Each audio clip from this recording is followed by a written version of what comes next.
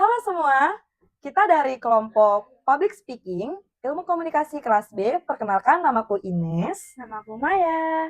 Namaku Asraf. Namaku Sheila. Selamat menonton mini podcast kita.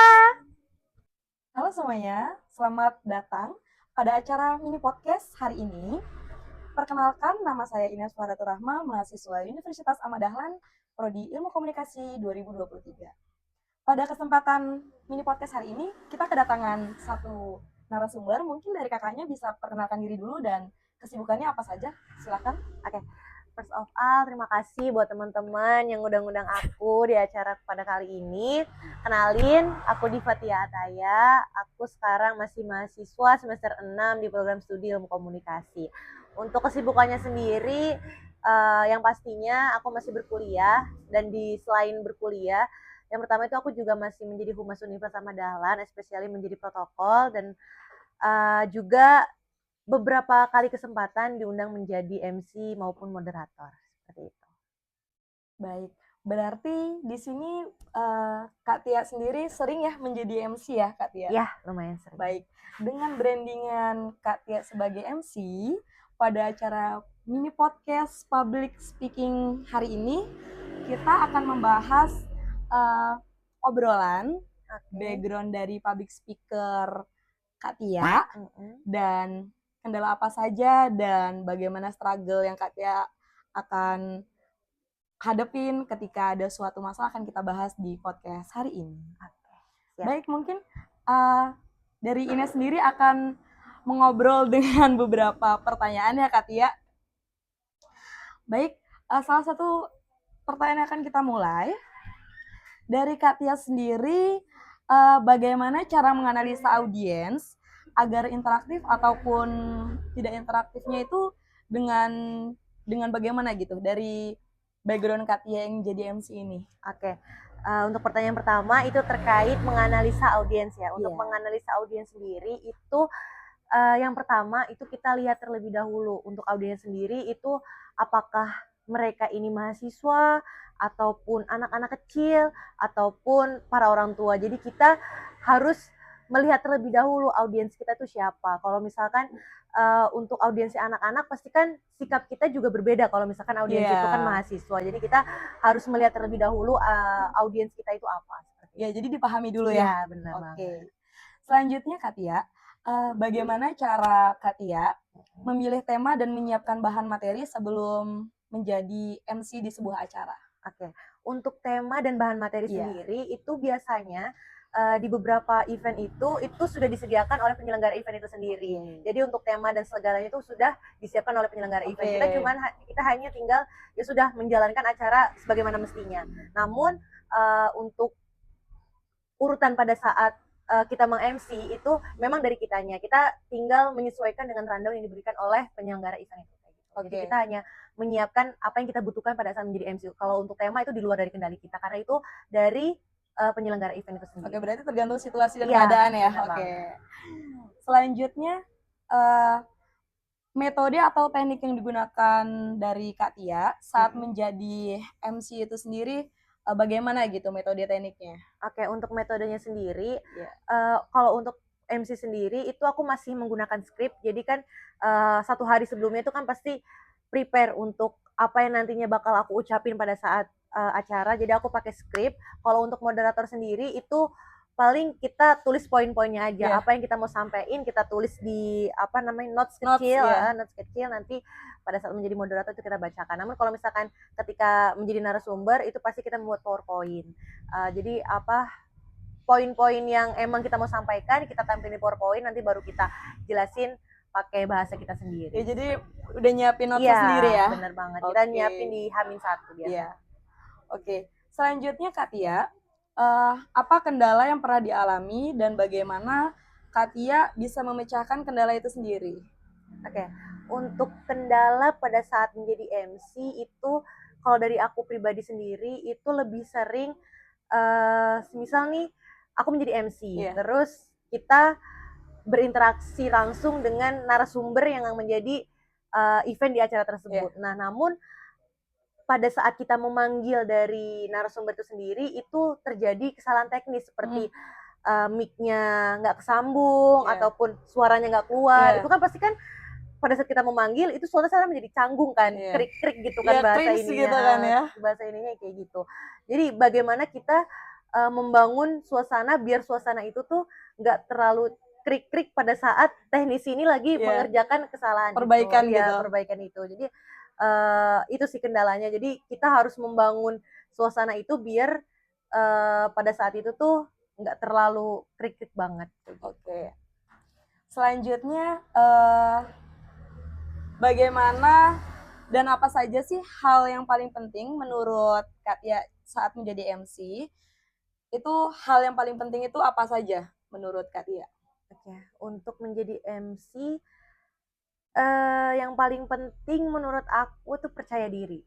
Kenapa Oke. percaya diri? Karena kalau misalkan tentang cara berpakaian kita, cara komunikasi kita itu kan bisa dilatih ya. Iya. Tapi kalau misalkan percaya diri itu kan udah memang dari diri Iya, sendiri. bener-bener. Jadi yang menurut aku yang paling penting kalau misalnya jadi MC itu percaya diri. Harus pede ya. Bener banget, harus Oke. pede. Karena kan kita kan menghadapi banyak orang. Jadi kita dari diri kita sendiri itu harus percaya diri. Oke. Ini ada sebuah pertanyaan lagi Katia. Oke. Dari pertanyaan ini mengenai komunikasi efektif re-age. Oke. Nah, komunikasi efektif re-age ini sendiri, yang pertama, mungkin dari Ines akan menjelaskan satu persatu. Yang pertama mengenai re-age ini sendiri kan ada huruf R, I, E, C, H ya Kak ya. Iya. Mulai dari yang R ini sendiri, yaitu respect. Dari Kak Tia itu sendiri ketika menjadi MC, bagaimana sikap respect kepada audiens saat menjadi public speaker? Oke, untuk respect sendiri. Iya. Dari aku sendiri ambil contoh ya. Iya. Misal pada saat acara yang memang audiensnya itu Bapak Ibu dosen. Oke. Pasti kan pada saat kita di acara tersebut itu pembawaan kita itu pasti akan berbeda kalau misalkan kita sedang di acara anak-anak PAUD. Iya. Jadi kita lebih lebih bahasanya tuh lebih formal. Oke. Jadi bagaimana cara kita untuk respect itu pasti dari cara bicara kita. Yang pertama itu cara bicara kita, lalu yang paling penting itu bagaimana pada saat kita interaksi langsung dengan Bapak Ibu sendiri. Kita kan pasti kan membangun koneksi dengan para audiens kan. Nah, pada saat membangun koneksi audiens itu, bagaimana cara kita mengobrol dengan audiens itu sendiri. Itu kita menunjukkan respect kita kepada audiens. Oh, berarti ngebangun bonding gitu ya? ya? Iya, benar banget. Oke. Selanjutnya mengenai re-age itu sendiri, yang kedua mengenai empathy.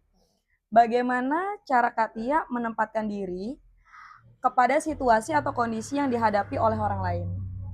Oke, kalau misalkan terkait empati, mungkin kita ambil contoh kasus pada saat kita mengisi acara itu ada momen di saat yang bikin kita terharu mungkin ya. Jadi kita harus memposisikan bagaimana kita di posisi orang tersebut. Mungkin pada saat itu kita kalau memang pada saat acara itu terharu, mungkin kita bisa suara yang kita gunakan itu lebih lembut lagi dari yang biasanya. Jadi kita seperti merasakan apa yang dirasakan oleh orang lain. Menyelam dalam situasi ya. Benar banget. Oke. Jangan kalau misalkan lagi momen-momen terharu malah kita ketawa kan. Iya, nggak etis. Masa banget. kayak lagi bersedih nih, terus kita kayak happy kan, Iya, jadi kayak cringe banget, nggak menghargai. Bondingnya kurang. Iya, betul. Oke, Katia, yang ketiga ini mengenai audible. Tapi karena audible ini masih berkesinambungan dengan empathy ini sendiri, jadi kita next yang bagian C. C itu dari clarity. Clarity ini sendiri, bagaimana cara Katia, persiapan Katia agar pesan yang disampaikan ini tidak menimbulkan keambiguan. Oke, untuk clarity sendiri ini sebenarnya terkait persiapan ya, bagaimana agar apa yang ingin kita ucapkan itu tersampaikan dengan baik kepada audiens. Sebenarnya itu bagaimana kita pada saat mempersiapkan diri untuk menghadapi event tersebut. Jadi sebenarnya lebih ke ini sih, mengenal terlebih dahulu siapa audiens kita. Kembali lagi ke tadi yang respect tadi. Jadi kita harus mengenal terlebih dahulu siapa audiens kita. Kalau memang itu sudah tahu audiens kita siapa, itu lebih mudah untuk menyampaikan apa yang kita I maksud. see. Jadi kita harus ngebaca situasi dulu ya, audiensnya Benar-benar. siapa Iya. gitu, teman-teman ya. Benar banget. Oke, bagian re-age ini untuk bagian age yang terakhir.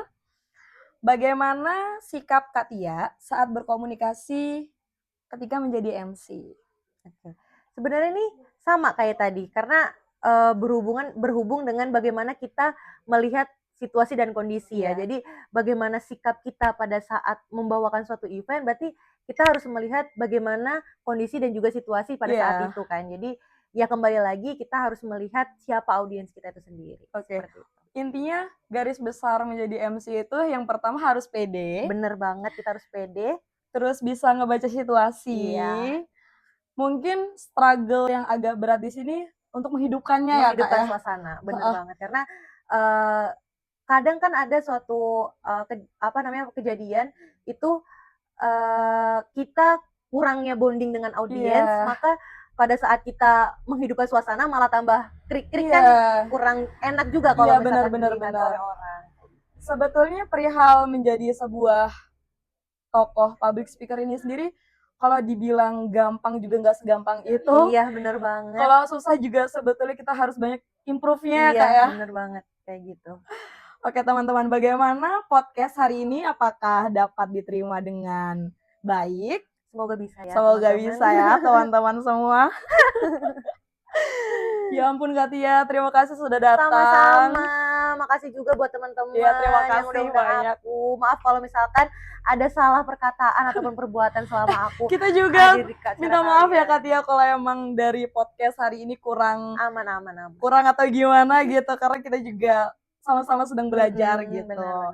Tapi kita juga bersyukur sih pada kesempatan ini kita juga setidaknya bisa sama-sama belajar bagaimana sih jadi MC yang baik gitu. Iya. Bagaimana sih kita bisa nge-guide audiens yang kita nggak tahu kalangan apa, usia berapa gitu. Kita sharing ya teman-teman, karena aku juga perlu belajar. Iya, semoga ilmu ini bisa sama-sama bermanfaat. Amin. Ya, semoga bisa dapat berguna untuk semua yang menonton. Amin. Ya.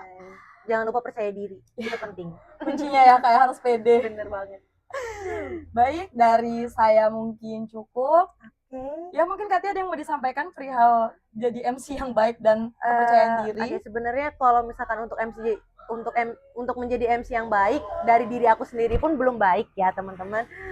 Mungkin ya itu sih pesan dari aku, percaya diri kalau misalkan memang kalian ingin berhadapan dengan publik, karena itu memang kunci yang paling penting. Oke, berarti kuncinya harus percaya diri. Terima kasih Katia. Terima kasih juga. Terima kasih Kak. Baik teman-teman, terima kasih atas kesempatan waktu untuk menonton mini podcast Public Speaking pada hari ini. Saya dari Ines, izin menutup acara. Wassalamualaikum warahmatullahi wabarakatuh. Terima kasih Katia. Sama-sama. Bye-bye guys. Bye.